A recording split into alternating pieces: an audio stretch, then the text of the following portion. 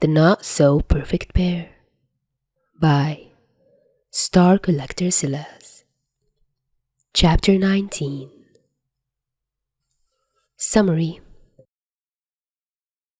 Ranpo and Dazai, flashback, then continuation from last chapter. Trigger warnings for self-harm and suicide. Viewer discretion is advised.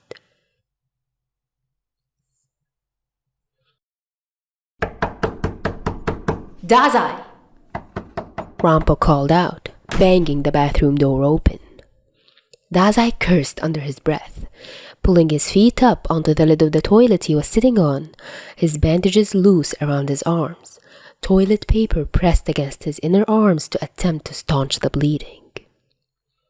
"I'm not stupid. I know you're in here," Ranpo said, and Dazai could see his shadow move across the floor, approaching the stall he was hiding in.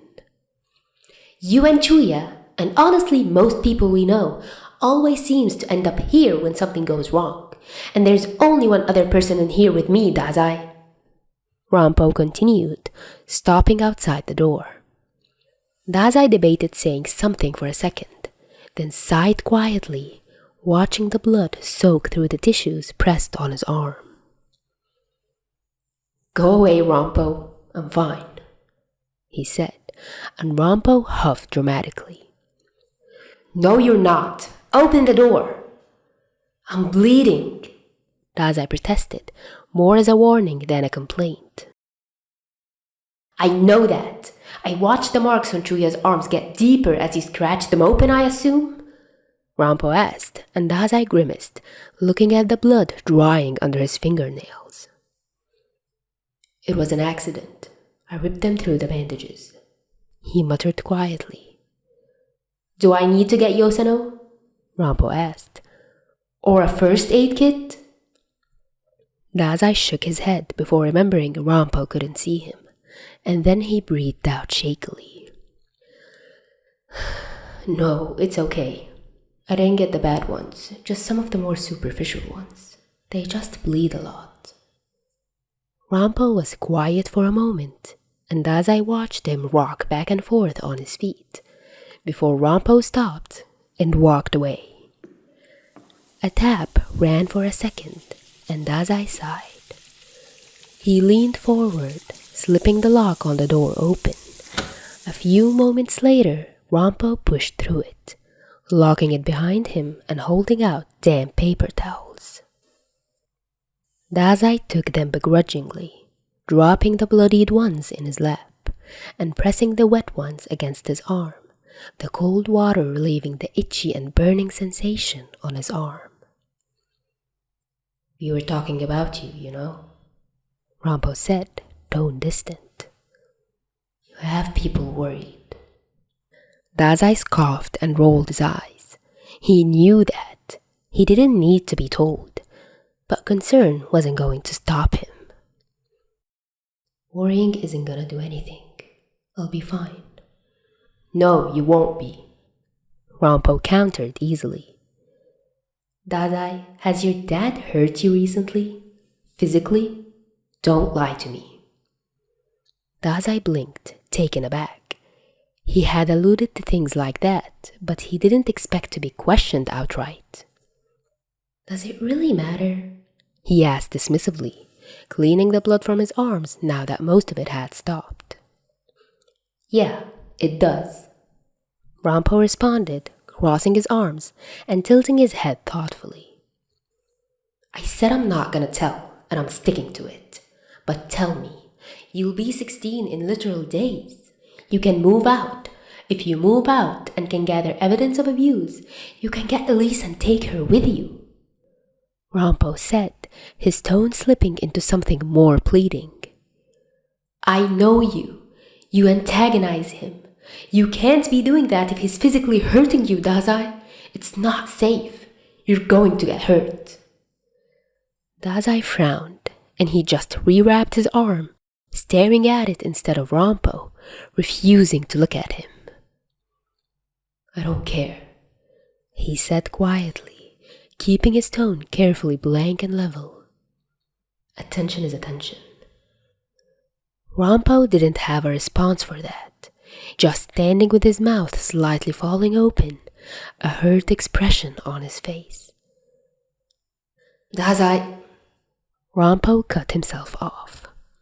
With Dazai like this, refusing to look at him, blood-stained bandages around his arms, and a look akin to shame on his face, there was no point pushing. Instead, he clenched his fists and took a deep breath, trying to stay as calm as he could. Dazai, please, if something happens, tell me. I'm your friend. Ranpo said quietly. Dazai stayed silent, looking at the floor.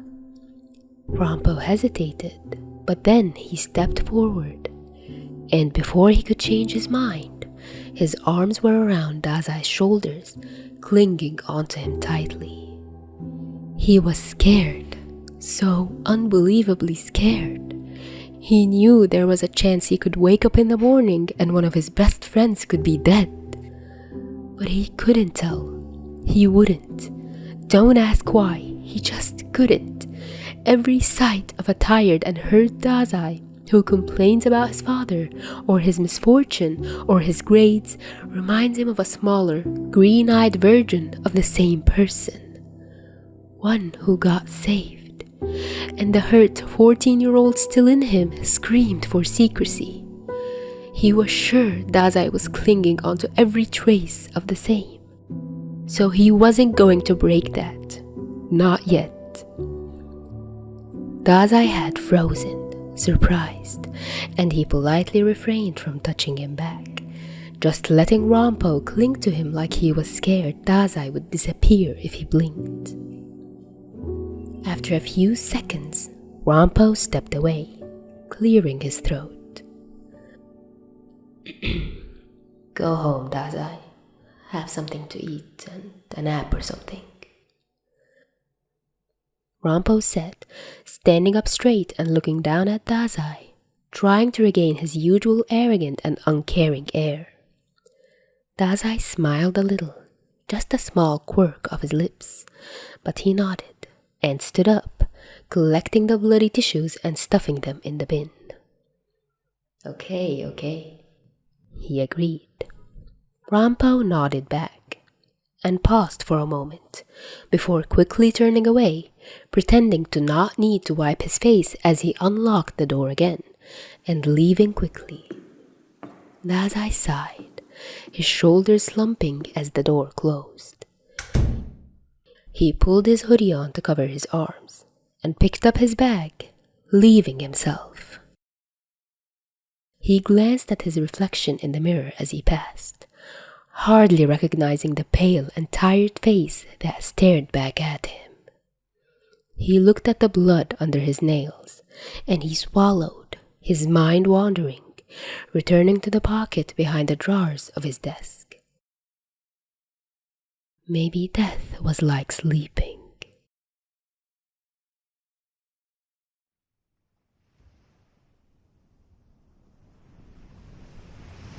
The wind cut across Dazai's face as he stared out at the sea, hair blowing into his face with every gust, dangerously close to the edge of the cliff given the strength of the wind up here. The drop to the rocks below was dizzying, and he absently wondered what would hurt if he jumped, what he might hit on the way down, if he'd die before he hit the water. If the tide was lower, would he land on the beach? Would he be found before shock killed him if he managed to survive the fall? A seagull caught somewhere overhead, while Dazai's gaze stayed transfixed over the edge of the cliff. He could frame it as having slipped. Dazai! A voice called out his name, and the warmth of the sun on his face flooded back in. The bright and clear sky appeared blue again, and he could hear the chatter rising from the beach a few meters further along. A child screamed, and he spotted a set of siblings splashing in the water, one being soaked relentlessly. He looked up and turned to see Chuya standing back on the path, a wide smile on his face, the wind blowing his hair around his face despite the clips Dazai had watched Chuya struggle with earlier from his spot on Chuya's bed.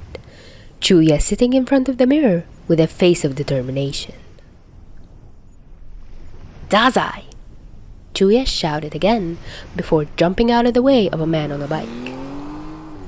Thinking it was better to get out of the middle of the path, Chuya quickly headed over to Dazai, staying a little further away from the edge. Carefully, Chuya stood on his toes, peering over the edge and grimacing. "That's a drop and a half," he muttered, steadying himself again and grabbing Dazai's arm, pulling him back from the edge.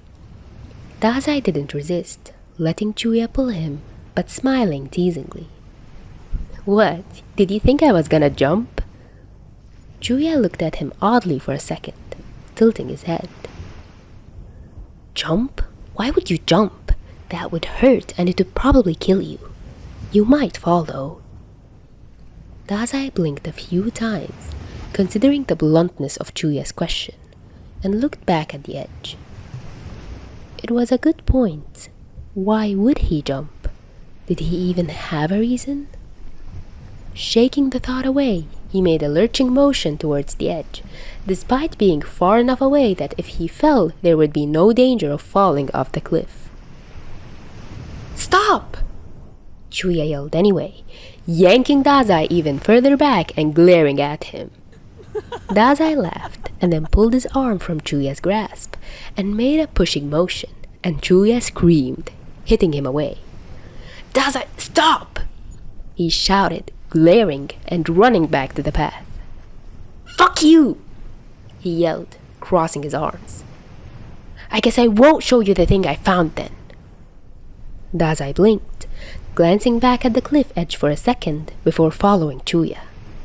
No, show me," he demanded, and Chuya, who had no genuine intention of not showing Dazai, grabbed his hand, pulling him and running along the path.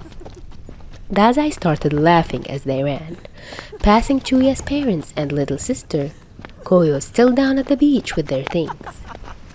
Chuya was laughing too, pulling Dazai along faster, until Dazai stumbled, falling and hitting the concrete path roughly, causing Chuya to fall as well. Dazai groaned, sitting up and grimacing at the familiar burn of scraped knees and elbows. Instantly, a nearby adult was rushing over, but Dazai looked to Chuya first, who was sitting and staring in surprise at his bleeding knee. And when Chuya looked up, meeting his eyes, they both just burst out laughing. A stranger quickly kneeled down, her daughter standing next to her and clinging to her. "Are you two okay?" she asked, looking between both Dazai's grazed knee and Chuya's one. "Where are your parents?" she asked quickly, barely letting them answer the first question before she opened her bag for some tissues, pressing them against Chuya's leg first, as it was bleeding more. Chuya just pointed down the path to where his parents were coming around the corner. "There's our parents. We're okay, really," Chuya said, still smiling, and Dazai raised an eyebrow at the use of "our," but he was perfectly happy to not correct it. The lady smiled at that, glancing over to Chuya's parents. "Okay, that's good," she said with a sigh of relief, guiding Chuya to hold the tissues over his knee. Then she took another one, wiping the blood from Dazai's right elbow, because of course the time he doesn't have bandages covering his entire arm is when he falls. Her daughter was young, 4 or so, and she reached to pat Dazai's head as though to comfort him, and Dazai giggled, high on adrenaline and giddy from the sudden pain. Chuya's dad came over, kneeling down and sighing fondly. "You two are idiots," he said, ruffling up Chuya's hair. "What have we said about running while holding hands? You're going to fall. You'd think with the amount of times you've done this, you'd learn," he chastised gently. Prepared for this eventuality, Chuya's dad pulled out a box of plasters, helping Chuya wipe up the last of the blood, and smoothing a plaster over the area that was bleeding the most. He then turned to Dazai's knee, and the other woman handed him another tissue, and Dazai just sat and watched as his knees were wiped, and deemed not deep or bleeding enough to require plasters. His elbow, however, got a blue plaster with a butterfly on it, to match Chuya's orange one with a giraffe. When they were all patched up, Chuya's dad stood up and sighed again. "Alright, troublemakers, you're good to go. Don't fall again, please. I'd prefer no hospital trips."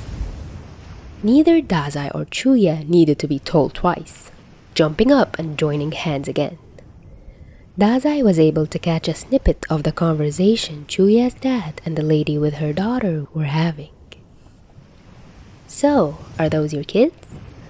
"Yeah, trouble, the both of them. Keep me and my wife on our toes." "Love them to bits, though." Yeah, I have 2 sons as well." Dazai had stopped, looking back as he heard Chuya's dad so casually refer to him as his kid as well. It made a part of him ache, like he knew he was missing something and he was longing for it so desperately.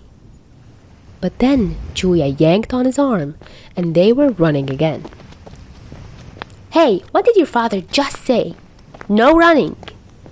Chuya's mother shouted after them in a futile attempt to control them, but Chuya just ran faster, and this time Dazai kept up.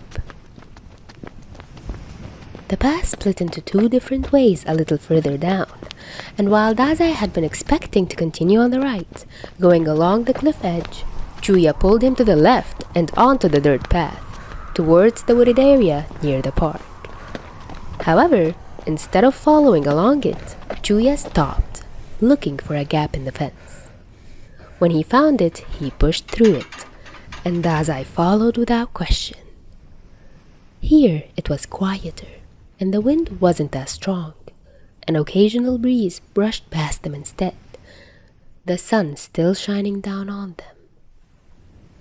Chuya guided Dazai down into a small ditch, and Dazai spotted it, a small burn and a spot Chuya had clearly already been, dead bramble pushed to the side to create a clear patch of dirt near the water for them to sit. Most importantly, there was a strawberry bush, growing wild down the side of the hill. Early strawberries ripe, despite it still being the middle of summer. Chuya led him down to the bush, and grinned proudly, picking a berry and handing it to Dazai.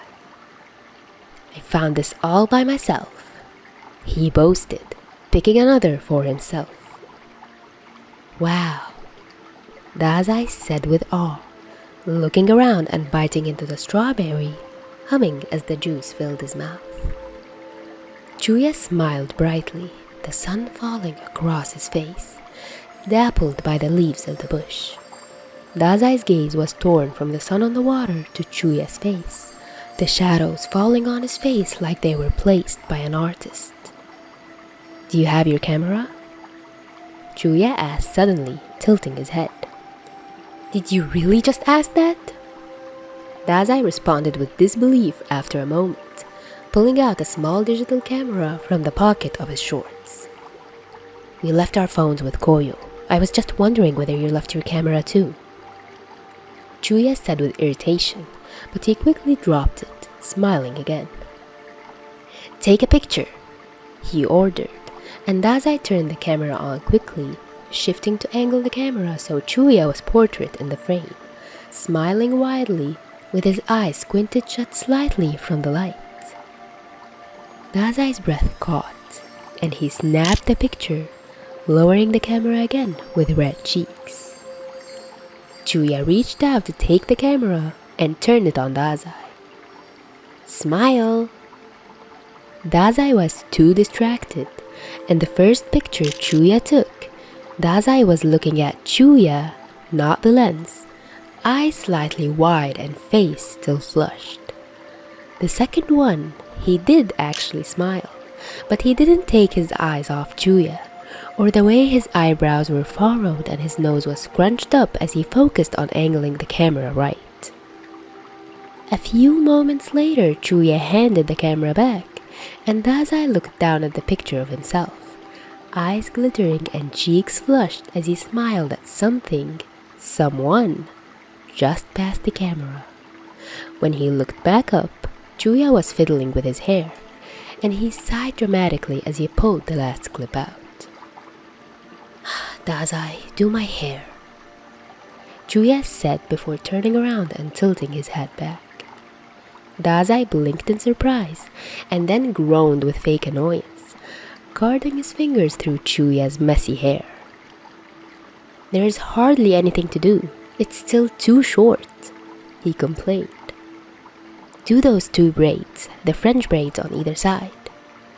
I thought those were too quote-unquote feminine for you, Dazai asked, a little teasing. Shut it, they're pretty, Chuya snapped back shortly. Okay, I'll do them, Dazai agreed, parting Chuya's hair. He sighed softly, feeling the sun on his skin, the still present sting of his knees from falling over, and the smell of the sea on his clothes. He felt comfortable. He felt home. Chuya jerked forward, his carefully parted hair falling from Dazai's hands as he moved. Is that a blackberry bush? Chuya asked loudly, jumping up and attempting to jump over the river, failing and slipping in. Chuya! Dazai yelled, both in exasperation and concern, and Chuya whined from the water, sitting in the running stream. It's cold! He yelled, scrambling to get up and shake off the water. Dazai smiled at Chuya, trying his hardest not to laugh too hard, lest he slip down the slope himself. He loved the summer like this.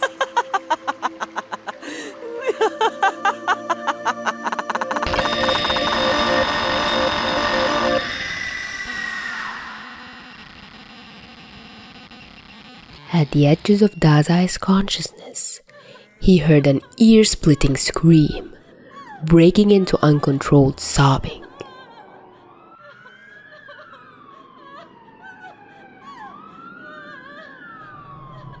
And then he woke up, squinting under bright fluorescent lighting, an infuriating beeping in his ear, his mouth dry and neck hurting like he'd snapped it. It was bandaged, thick and tight. He realized as he tried to move, while his arms weren't, and he felt the panic well in his chest. He tried to sit up, trying to move and finding his wrists bound somewhere at his sides, and an attempt at a kick found his ankles fastened too. Naturally, he pulled, kicking and fighting, tears welling in his eyes as he couldn't say anything, thrashing and fighting as he struggled to breathe, the beeping increasing in tempo as he struggled. Then he was slapped, and he froze, eyes focusing, and he realized he was looking up at the ceiling, recognizing medical equipment in the corner of his eyes, a heart monitor and an IV drip. The monitor slowed for a second until a familiar figure with dark hair stepped into view, skyrocketing it again. You're going to end up even worse if you don't calm down, Mori said, stepping out of Dazai's sight again, the fear shooting through him like ice-cold water in his veins.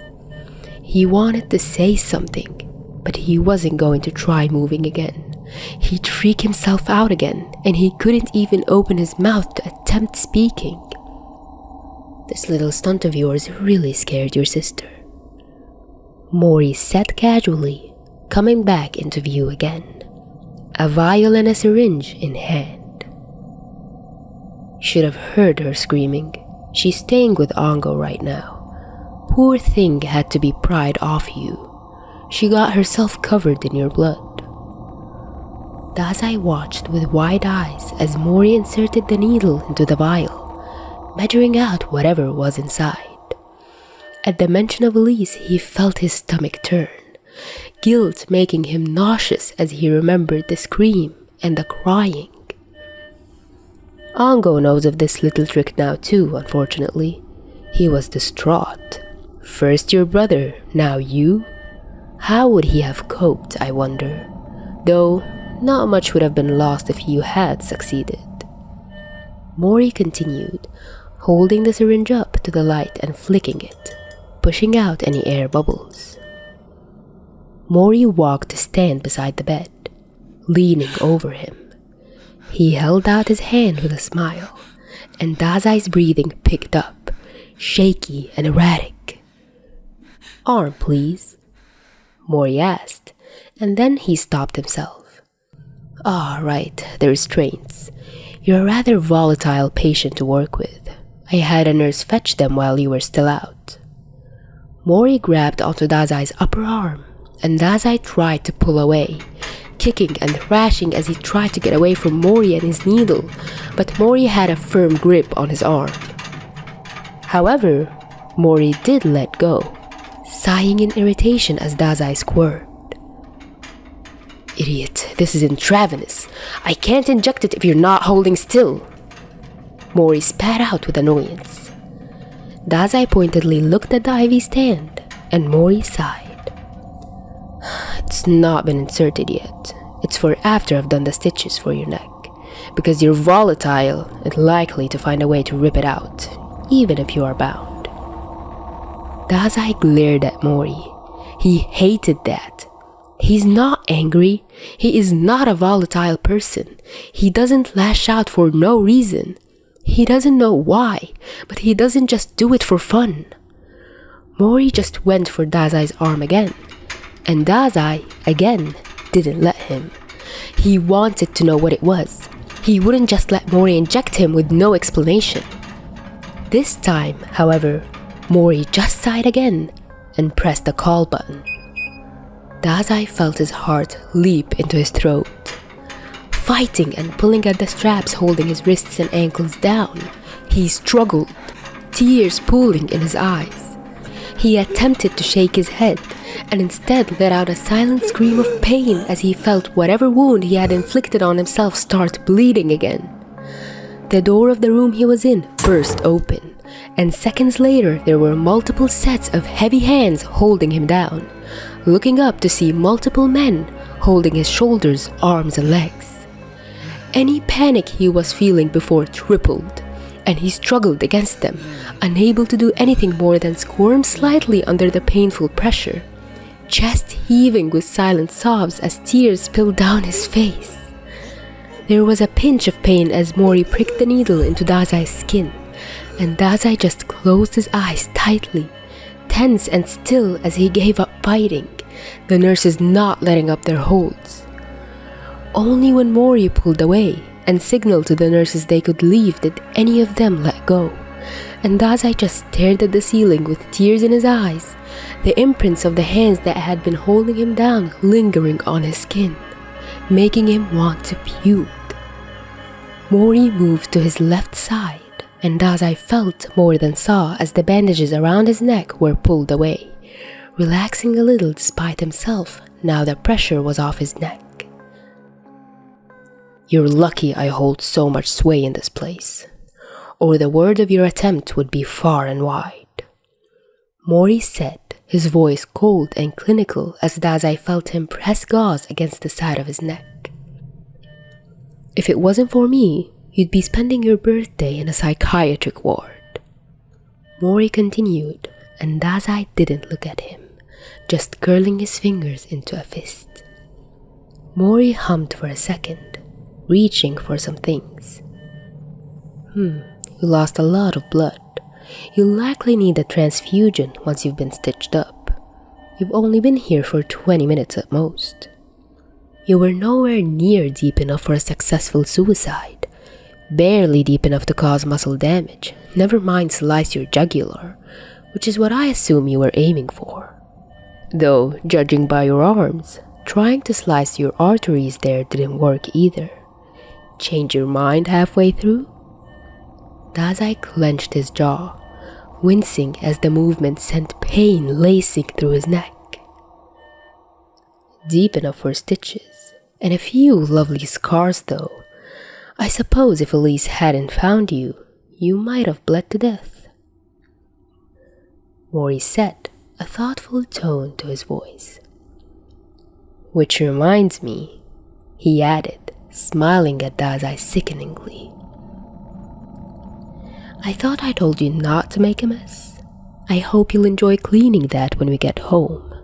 You're not getting that scalpel back if this is the consequences.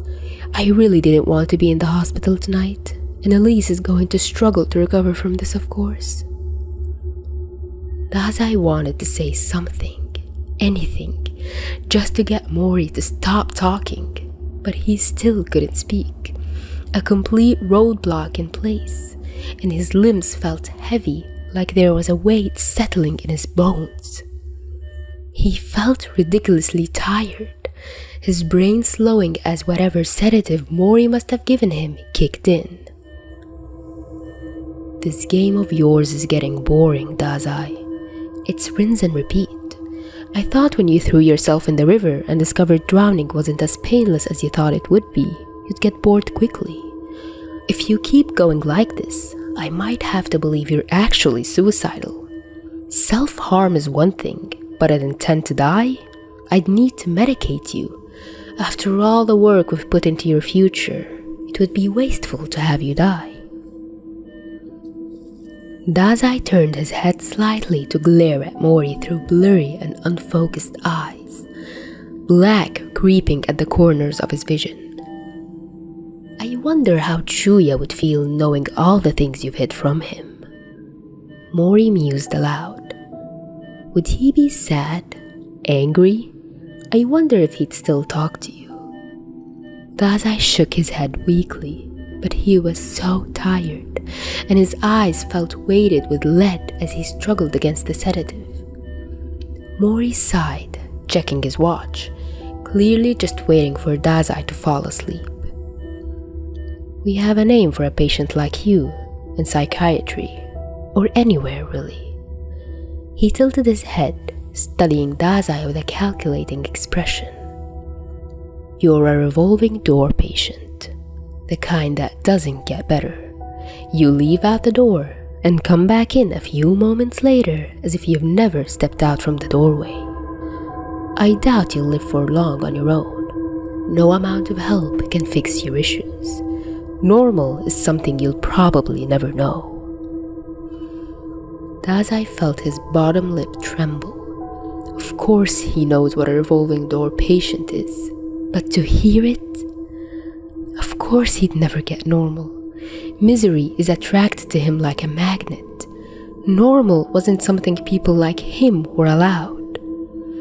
Dazai might have been going insane, but for a second, Mori's expression softened, as though for a second he was seeing someone other than Dazai. Because why would Mori ever look at him like that? Like he was soft? Mori moved to brush Dazai's hair out of his face, and Dazai flinched, but Mori persisted, smoothing his hair with a slight hint of remorse behind the dead look in his eyes. Go to sleep, Dazai. If you get this done quickly, you can go to school tomorrow. Mori said, voice soft in a way that made Dazai hate him even more, and his eyes welled with tears, and most horrifically, made him want to reach out and bury himself in his dad's arms like he belonged there. But of course he didn't. Still, as Mori tucked his hair away once more, he let his eyes fall close, being pulled into unwilling unconsciousness as he heard a few last words. You can sleep, Osamu.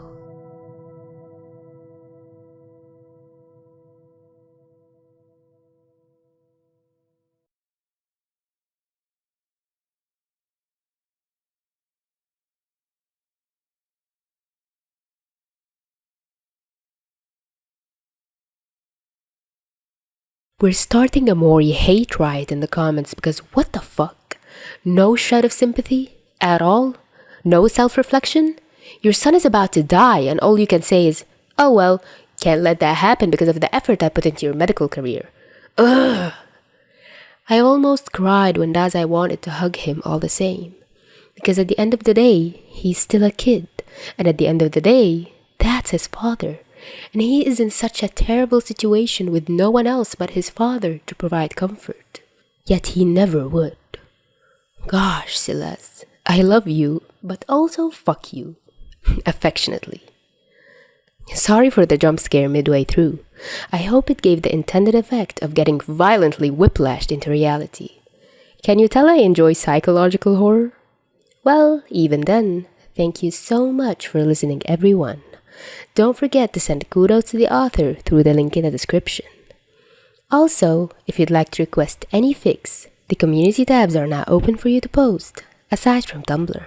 And if you'd like to show more support, or check out the monthly schedule, click the link through Ko-fi. Hope you have a great week. Till next time.